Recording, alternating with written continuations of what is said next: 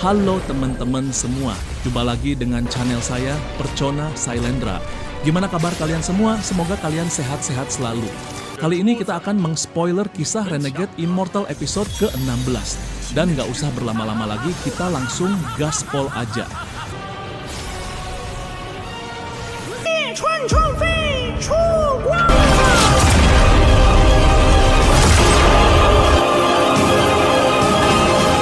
海桑田，运道轮转，顺时而先。此身虽毁，怜命之人出现之际，就是我们的。Murid di bawah tatapan mata tetua itu, Wang Lin merasa dirinya transparan dan tetua itu bisa melihat segalanya. Tetua itu mengerutkan kening. Dia tidak menemukan sesuatu yang aneh pada Wang Lin, lalu bertanya, "Wang Lin, kapan kamu kembali?" Jantung Wang Lin masih berdebar-debar karena tatapan itu. Ia segera menjawab, "Murid ini kembali larut malam tadi. Pagi ini ketika aku pergi melakukan tugas-tugasku sehari-hari, Saudara Liu mengatakan bahwa tetua sedang mencariku." Wajah tetua Sun tampak muram. Tanpa sepatah kata pun, dia meraih Wang Lin. Dengan satu langkah, mereka menghilang dalam awan berwarna pelangi menuju kamar Wang Lin. Kecepatannya terlalu cepat.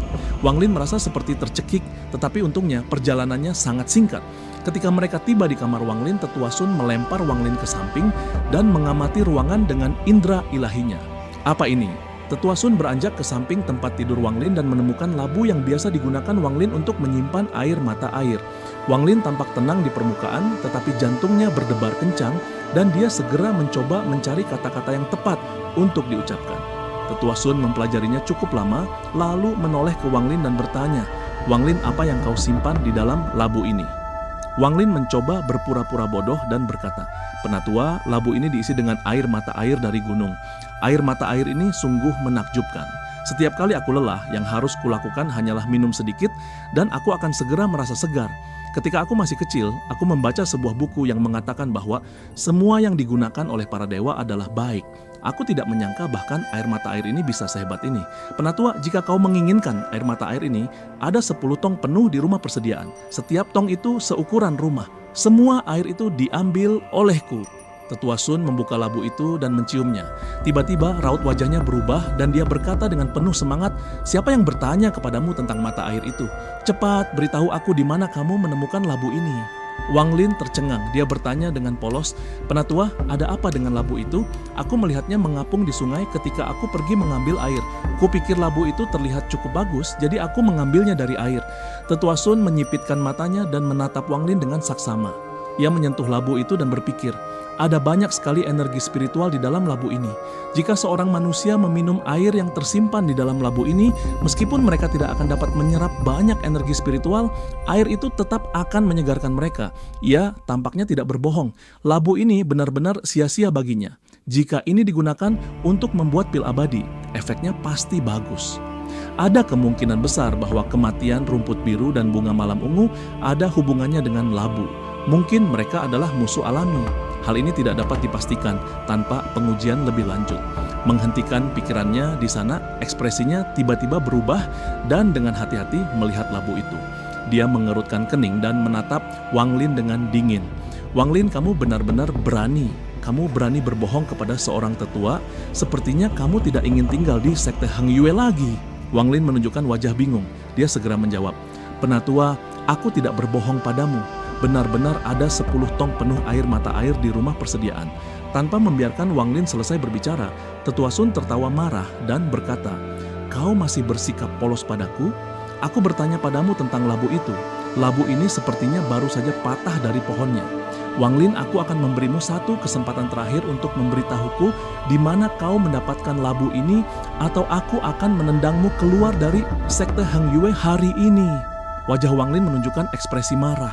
Ekspresinya menunjukkan keinginan untuk bertarung dan berteriak, "Memangnya kenapa kalau aku diusir? Di sekte Hang Yue yang kulakukan hanyalah mengambil air untuk mengisi 10 tong itu. Seringkali aku tinggal lebih dari seminggu sebelum bisa makan.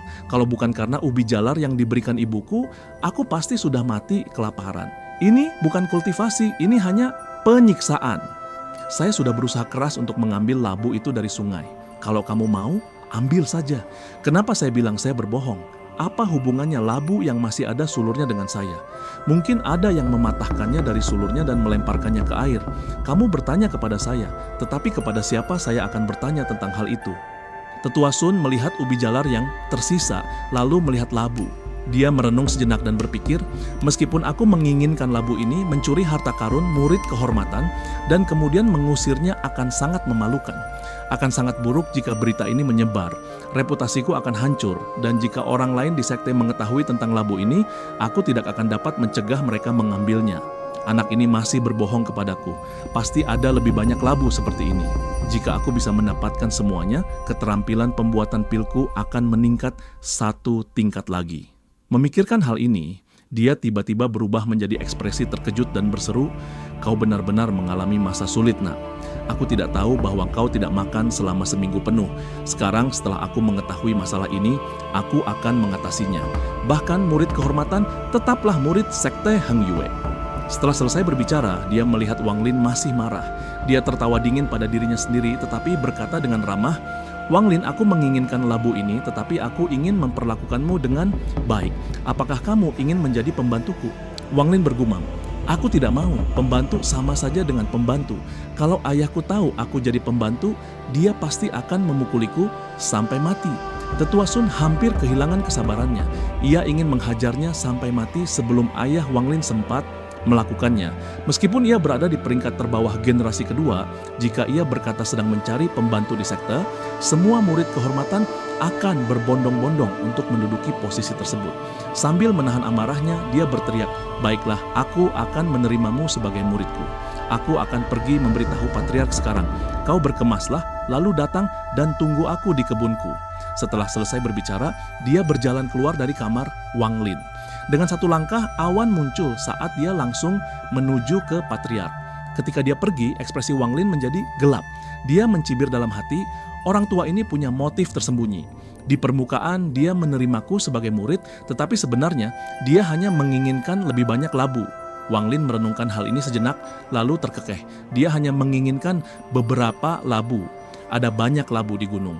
Dia hanya perlu merendam beberapa labu dalam air dengan manik-manik. Sekarang ada kesempatan untuk menjadi murid dalam, dia harus memanfaatkan kesempatan ini untuk berkultivasi dengan benar. Setelah memikirkannya, dia menjadi sangat bersemangat. Dia mengemasi barang-barangnya dan meninggalkan banyak ubi jalar untuk Zhang Hu. Dia kemudian mulai berjalan menuju halaman Tetua Sun. Kali ini dia tidak mengumumkan kedatangannya dan langsung berjalan ke halaman. Pemuda berpakaian putih yang sedang duduk di atas pohon tidak menghentikannya.